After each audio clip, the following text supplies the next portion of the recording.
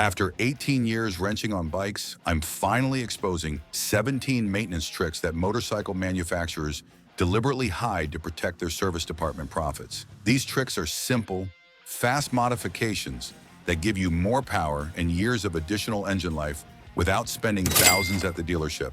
The last trick on this list, it's a 5-minute modification that costs $12 and can literally save your engine from catastrophic failure. And 97% of riders have no idea it exists.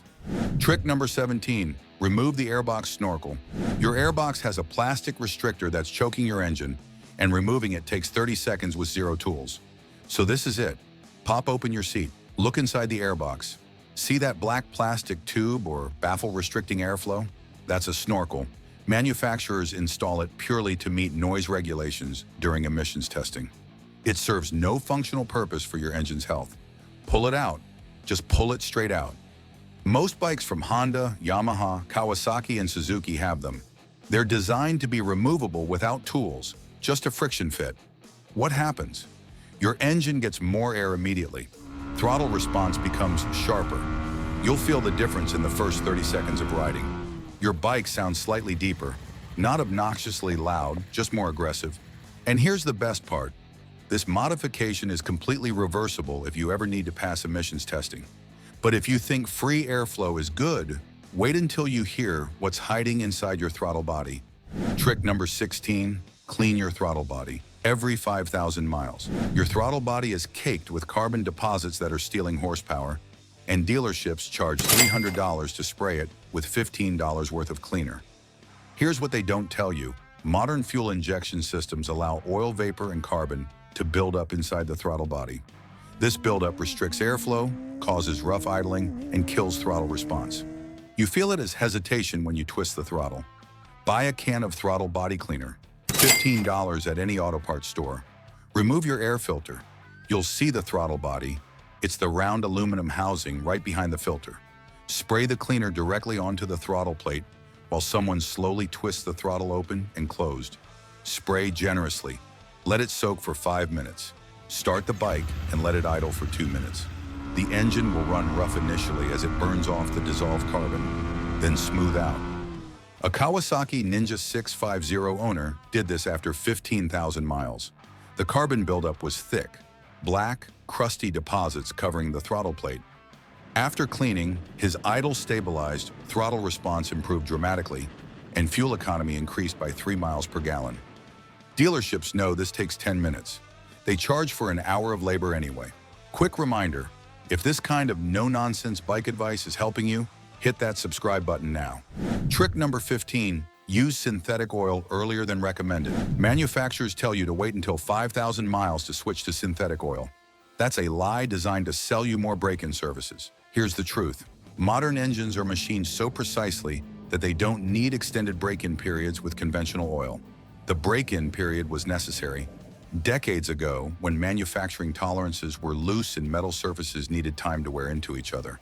Today's CNC machined engines are ready for synthetic oil from day one.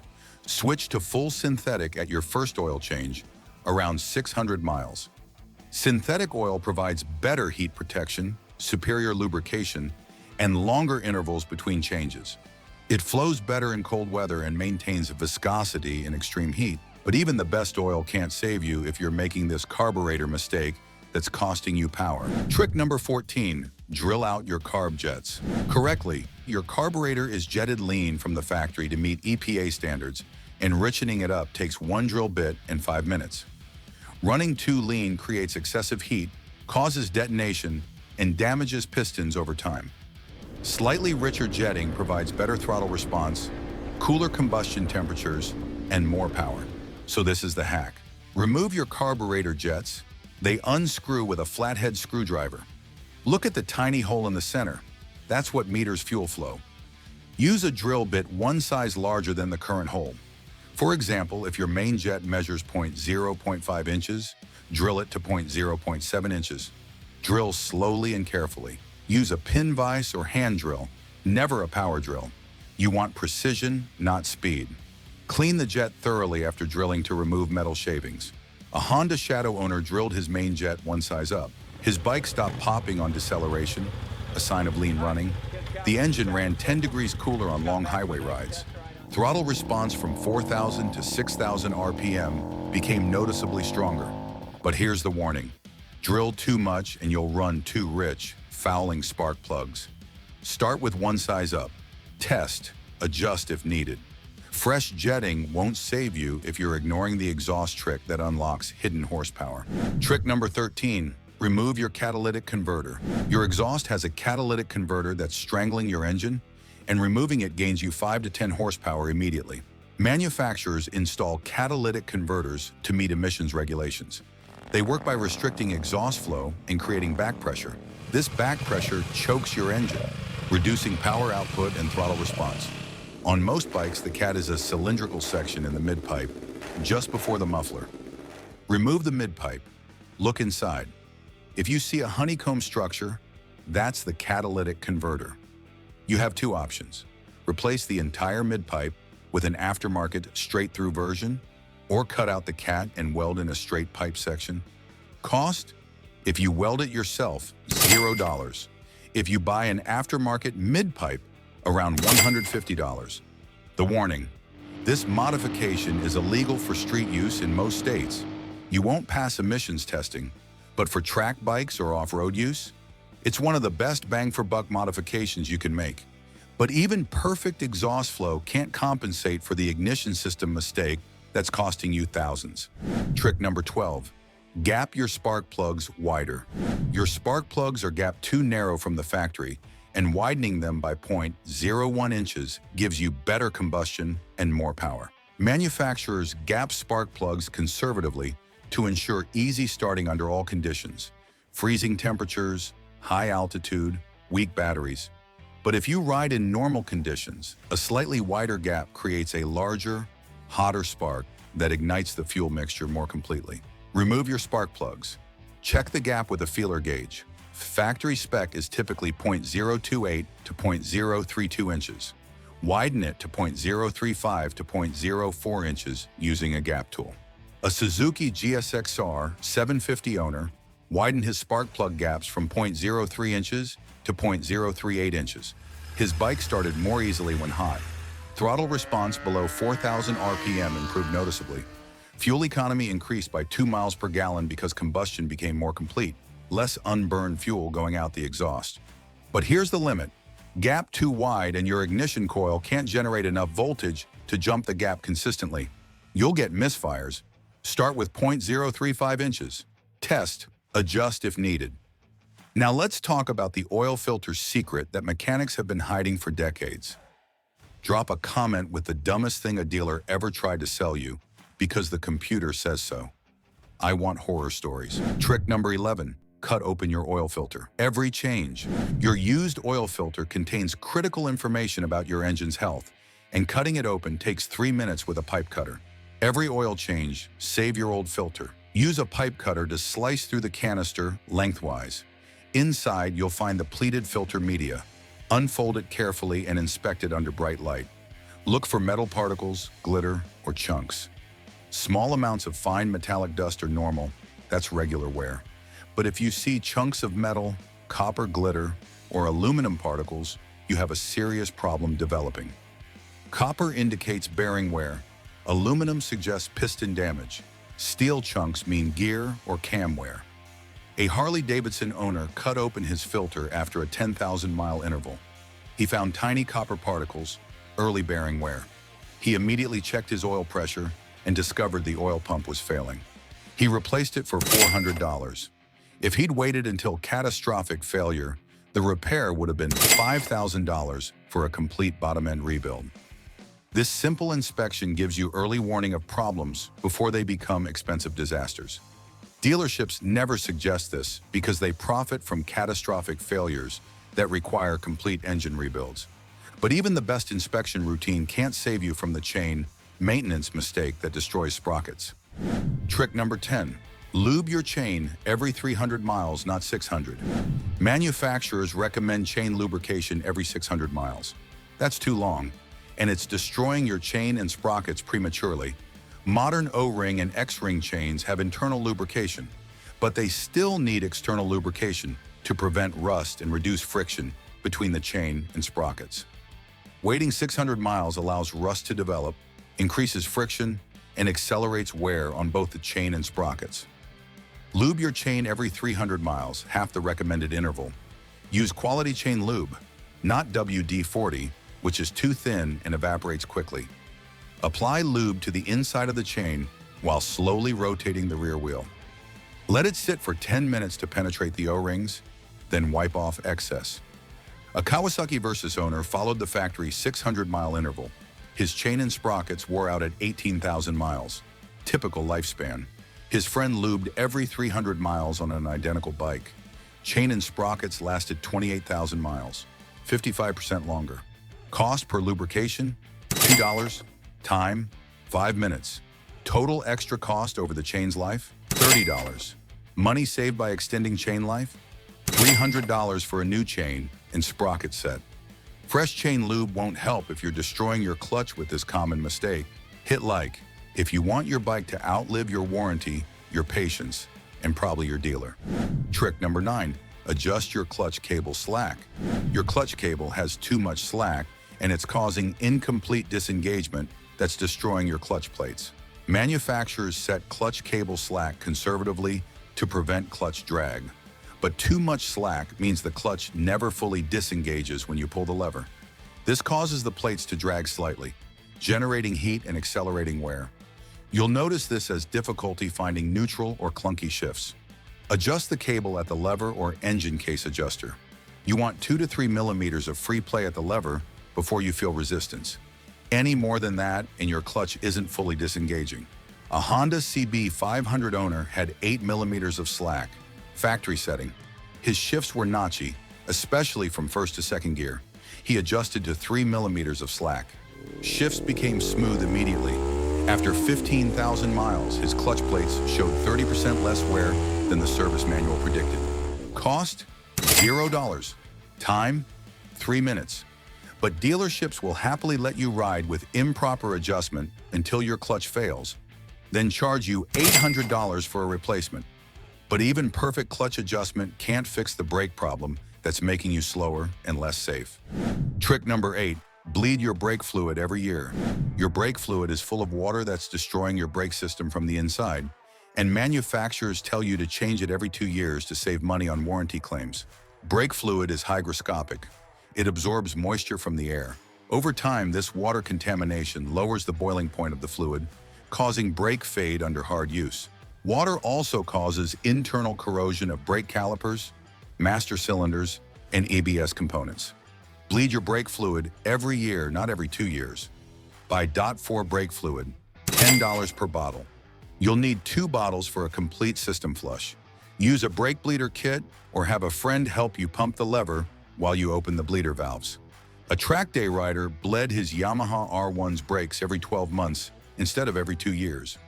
After 40,000 miles, his brake calipers showed 0 internal corrosion. His friend followed the factory interval on an identical bike. At 40,000 miles, his calipers needed rebuilding, $400, because internal corrosion had damaged the pistons. Fresh fluid every year cost $20. Corroded calipers cost hundreds to rebuild. Now let's talk about the tire pressure secret that's costing you grip and tire life. Trick number 7. Run lower tire pressure than recommended. That tire pressure sticker on your bike is wrong for most riding conditions, and following it blindly costs you grip, comfort, and tire life. Manufacturers set tire pressure recommendations for maximum load capacity and fuel economy, not optimal grip or ride quality.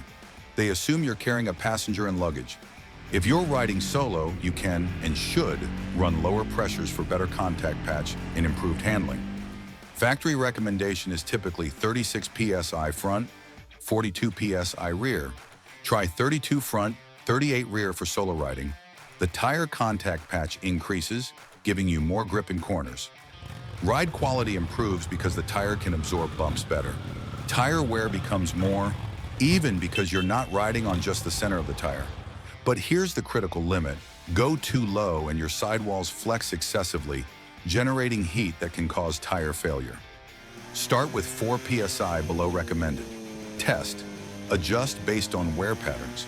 But even perfect tire pressure can't compensate for the suspension mistake that's destroying your handling. Tell me in the comments, what's the stupidest maintenance myth you still hear from your buddies at bike night? Trick number 6, set your suspension sag correctly. Your suspension is set for a 170-pound rider, and unless that's exactly your weight, your bike handles like garbage. Suspension sag is the amount your bike compresses under your weight. Manufacturers set it for an average rider, but there's no such thing. If you're heavier or lighter than that average, your suspension is either too soft or too stiff, ruining your handling. Measure your static sag, the amount the bike compresses from fully extended to with you sitting on it in riding position. You want 25 to 35 millimeters of sag. Adjust by changing preload on your shock absorbers. More preload decreases sag for heavier riders. Less preload increases sag for lighter riders. A 220-pound rider had factory suspension settings on his Triumph Street Triple. His sag measured 15 millimeters, way too little. The bike felt harsh, bounced over bumps, and had poor traction. He increased preload to achieve 30 millimeters of sag. The transformation was dramatic.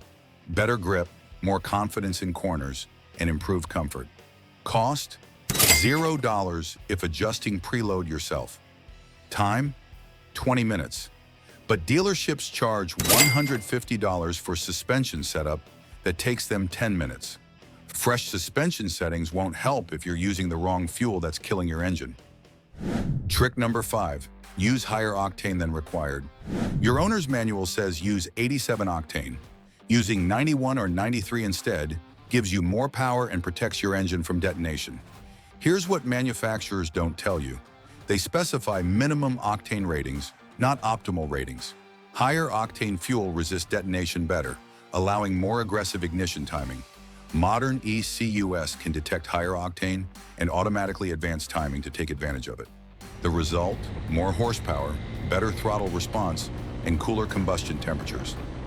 Higher octane fuel also contains better detergents that keep your fuel system cleaner. A BMW S1000RR owner switched from 87 to 93 octane. His dyno run showed 3 more horsepower at peak, purely from the ECU advancing timing automatically. Engine temperatures dropped by 12 degrees under hard riding because combustion was more controlled with less knock. Cost difference? About $4 more per tank. For most riders, that's an extra $15 per month. But the protection against detonation, which can destroy pistons, is priceless. Over the engine's lifetime, you'll save money by preventing expensive damage. But even premium fuel can't save you from the air filter mistake that's strangling your power. Trick number 4, use oiled foam filters instead of paper. Your paper air filter is restrictive and disposable, and switching to an oiled foam filter gives you more airflow and never needs replacement. Manufacturers use paper filters because they're cheap to produce, but paper filters restrict airflow, especially as they get dirty. They're also disposable. Every 12,000 miles, you buy a new one for $40. Replace your paper filter with a reusable oiled foam filter like K&N or BMC. These filters flow 30% more air than paper, giving you better throttle response and slightly more horsepower. When they get dirty, you wash them with soap and water, re-oil them, and reinstall. They last the life of your bike. A Honda Africa Twin owner switched to a K&N filter. He measured airflow with a manometer. The K&N flowed 28% more air than the factory paper filter. His bike felt more responsive from 3,000 to 7,000 RPM. Over 5 years of ownership, he saved $200 by not buying replacement paper filters every year. Initial cost? $60 for the reusable filter. Cleaning kit? $15. After 2 years, you've broken even compared to buying paper filters. After that, it's pure savings. But better airflow means nothing if you're making this fueling mistake that's leaving power on the table. Trick number 3, adjust your fuel injection mapping. Your fuel injection is mapped lean from the factory, and richening it up with a power commander or ECU flash unleashes hidden horsepower. Manufacturers program fuel injection maps to meet emission standards, not for optimal power. They run the engine lean, less fuel than ideal, to reduce emissions. This leaves power on the table and can cause engine damage from excessive heat. Install a power commander or similar fuel controller, $250. Download a proper map for your specific bike and exhaust setup. These maps richen the fuel mixture in areas where the factory runs too lean, typically in the 3,000 to 7,000 RPM range where you spend most of your time riding. A Kawasaki Z900 owner installed a power commander with a custom map. His dyno results? 8 more horsepower at the rear wheel, plus 12 foot-pounds more torque in the mid-range. The bike ran 10 degrees cooler because combustion was more efficient. Throttle response became instant with zero lag or hesitation. Cost? $250 for the controller. $0 if you download free maps online, or $100 for a professional dyno tune. But dealerships will never suggest this because it proves the factory fueling is intentionally compromised. Better fueling won't help if you're destroying your engine with improper warm-up procedures. If you're done donating money to dealerships, hit like so the algorithm knows you can hold a wrench. Trick number 2, never idle your bike to warm up. You've been told to let your bike idle for 5 minutes before riding. That's destroying your engine, and I'll prove why. When your engine idles, it warms up slowly. The combustion temperatures are low, causing incomplete fuel vaporization. This creates carbon deposits on valves, pistons, and spark plugs. The oil stays cold longer, providing poor lubrication. Your catalytic converter never reaches operating temperature, causing it to clog with unburned fuel. The correct procedure: start your bike, wait 30 seconds for oil pressure to build, then ride gently at low RPM until the engine reaches operating temperature. Light riding warms the engine 5 times faster than idling, while keeping everything properly lubricated. A mechanic tested this with 2 identical bikes. One he idled for 5 minutes before every ride. The other he rode gently after 30 seconds. After 20,000 miles, he tore down both engines. The idled engine had thick carbon deposits on the valves and piston crowns. The ridden engine was clean inside, minimal deposits. The idled engine needed a valve job at 35,000 miles, $1,200. The ridden engine went 60,000 miles before needing valve work. Stop idling, start riding. Your engine will thank you. But even perfect warm-up procedures can't match the final trick that'll double your engine's lifespan. Trick number 1, change your oil every 2,000 miles. Here's the big one: the modification that can literally double your engine's lifespan and cost $12 every 2,000 miles. Manufacturers recommend oil changes every 5,000 to 8,000 miles. Those intervals are designed to reduce warranty costs during the warranty period while ensuring engines fail shortly after warranty expiration. They want you buying new bikes, not keeping old ones running forever. Change your oil every 2,000 miles instead. Modern synthetic oil doesn't break down, but it does accumulate contaminants, combustion byproducts, metal particles, fuel dilution, and moisture. These contaminants accelerate wear on bearings, camshafts, and piston rings. Fresh oil every 2,000 miles means your engine never operates with contaminated oil. Wear rates drop dramatically. Engines last twice as long before needing major service. A motorcycle mechanic tracked 50 bikes over 10 years. 25 bikes followed factory oil change intervals of 6,000 miles. The other 25 changed oil every 2,000 miles. Both groups used identical synthetic oil and rode similar mileages. The results were shocking. The factory interval bikes needed major engine work, bearings, camshafts, or piston rings, at an average of 65,000 miles. The 2,000-mile interval bikes averaged 130,000 miles before needing major work. That's exactly double the lifespan. Cost analysis: changing oil every 2,000 miles instead of 6,000 means 3 times as many oil changes over the bike's life. Each change costs about $40. Over 100,000 miles, that's an extra $800 in oil changes. But you avoid a $5,000 engine rebuild. You save $4,200 while doubling your engine's lifespan. This is the secret manufacturers hide because it destroys their new bike sales. Fresh oil every 2,000 miles turns any bike into a 200,000-mile machine. There's a video on your screen right now. Click it now, and I'll meet you there. And don't forget to subscribe for more real-world motorcycle advice that actually matters.